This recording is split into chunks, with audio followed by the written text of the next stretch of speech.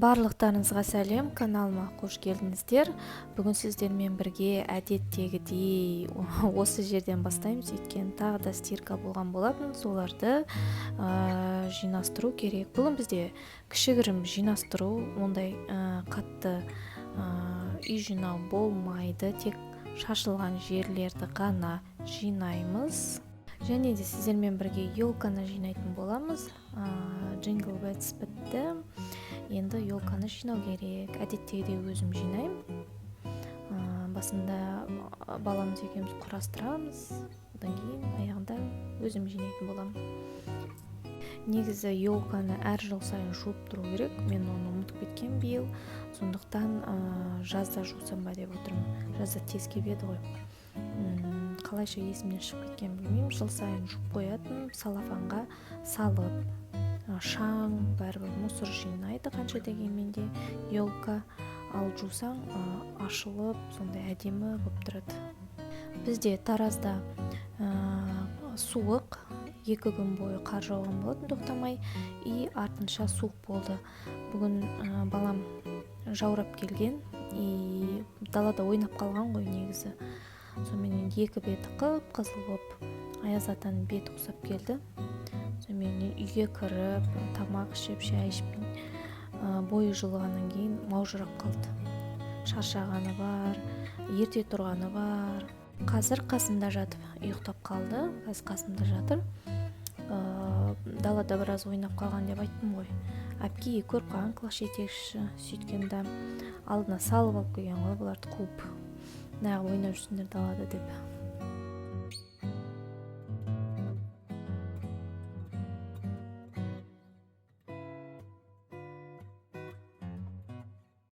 Мына жерден елкадан ойыншықтарды жинастырып жатсам, балам елканың артына нелерді, ойыншықтарды іле берген ғой. Бәсе бүйтіп қарап қоям, ойыншықтар аз сияқты да. Былтыр көп сияқты көрінетін еді. Биыл что-то қосымша алсам да, как-то бір аз сияқты көрінді да. Сөйтсем, бүткіл ойыншықтың бәрі артында жүр ғой.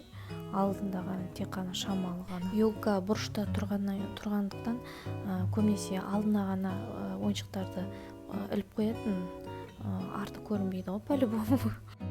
Зато алдында әдемі болып тұрады, барлығы ойыншықтары көп сияқты болып.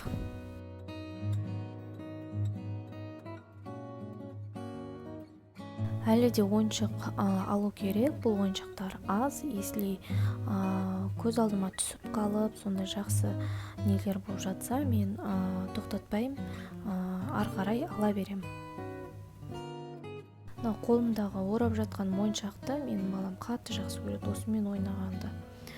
Неше түрлі фокустар көрсетеді маған, кей кезде осыны алып алады да. Мынандай фокус деп.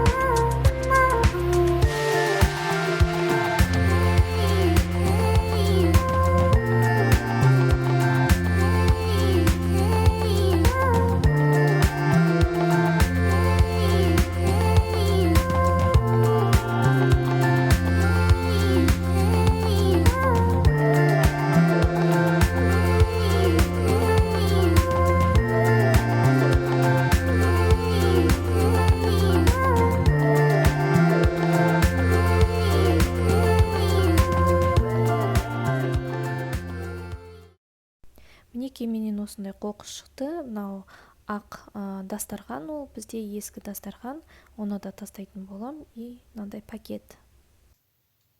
Қазір баламның мына коробкасын жинастыратын боламыз, өйткені ішінде өте мені ұнатпайтын мусорлар көп екен.